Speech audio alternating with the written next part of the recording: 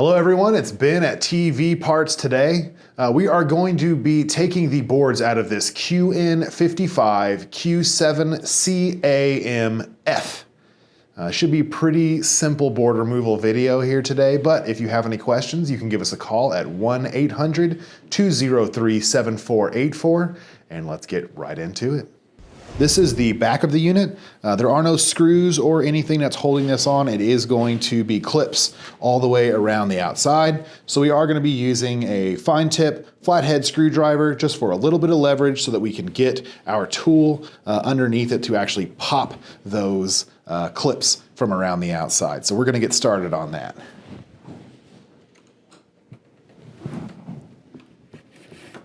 So we insert the flathead screwdriver just enough to get a little bit of space, and you heard one of those pops. Now we're going to hear the rest of them. And out of those clips coming away from the chassis. After we get one side kind of lifted up here, not too much pressure because we don't want to break anything. Just going to very, very gently go around the outside of this and pop those clips.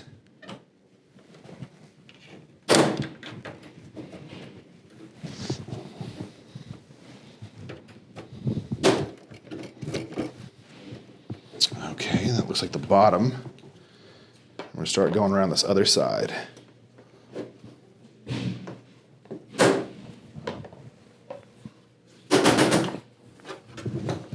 that looks like both of the sides and the bottom. Now we're going to take the tool along the top and pop the last of these clips away.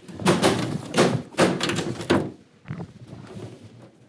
that should be the back of the television coming away from the chassis.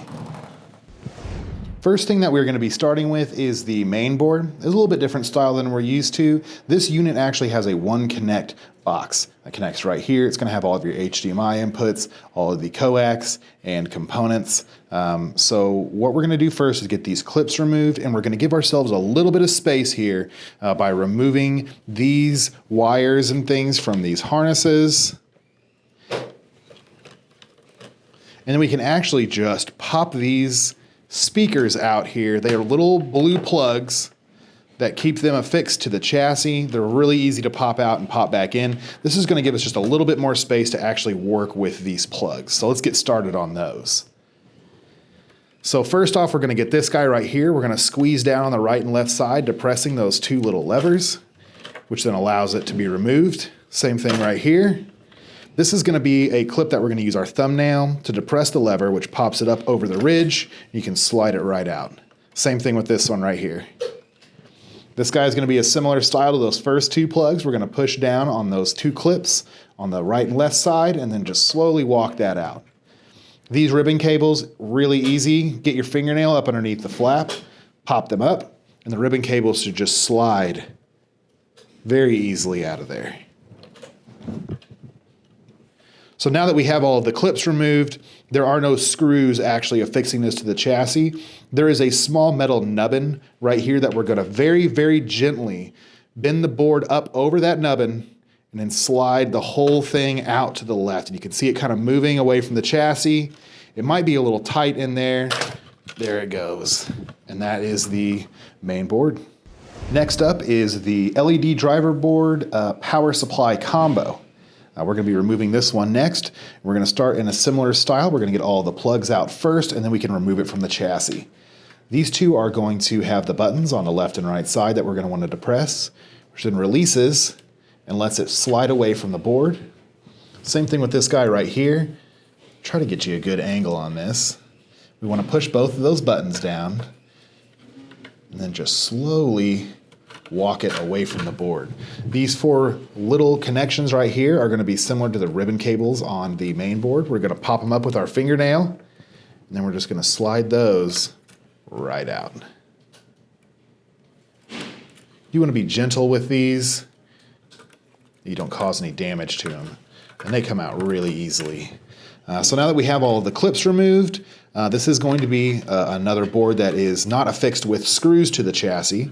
So our nubbin is right down here. And we're going to very, very gently bend that board up over it and then slide it away from the chassis.